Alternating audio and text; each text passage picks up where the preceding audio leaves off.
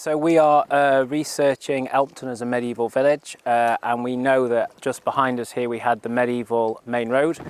Off of the main road we've got Toft and Croft plots which run in this direction, and in the trench behind me we are working on one of the medieval buildings that would front that road. So we are currently excavating one of the wall foundations for one of the medieval buildings.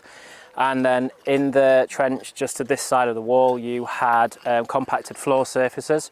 So we've been digging that out over the last week and we've had material out of there. So we've got some of the more basic artifacts we get. So we've got bits of animal bone, so this would be someone's lunch and they're just thrown into rubbish pits, and so we uncover a lot of stuff like that. So you've got a couple of bits of bone, a little tooth as well, probably sheep or pig. We've also been getting the medieval pottery, so you've got a couple of bits of medieval splash green glaze. So again, glazing comes in around about 1200.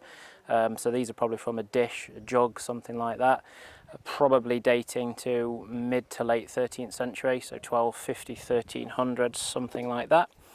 The other bits and pieces that we've been finding then, so these are the loom weights and they vary in size. They are made from limestone, so they will get a small piece of limestone and then drill a hole through, and they're the bits that would hang on the loom. So you've got quite a large one there, that one's broken, but you can see the hole drill at the top. Medium size, so again, hole drilled straight through, right down to the really small ones. So they vary in sizes depending on what weight they need.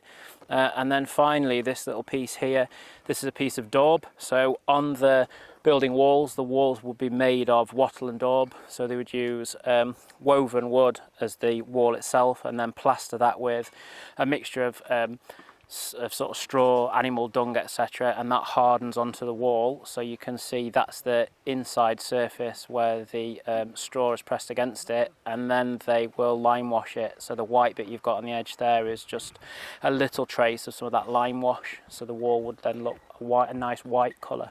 So in the medieval period, Elmton's wealth comes from sheep farming, from wool, and the loom weights are a really nice addition to the things that we're finding, because that gives evidence of that, of the looms and of the working of the wool, and yeah, that the peasants are heavily involved in that.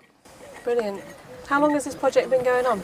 So we're now in our 14th year. It's been funded in various ways, but at the moment we're coming to the end of a 3-year funded project by the Nineveh Trust, and then we'll get everything written up, and then we'll go back to look at what we might explore next.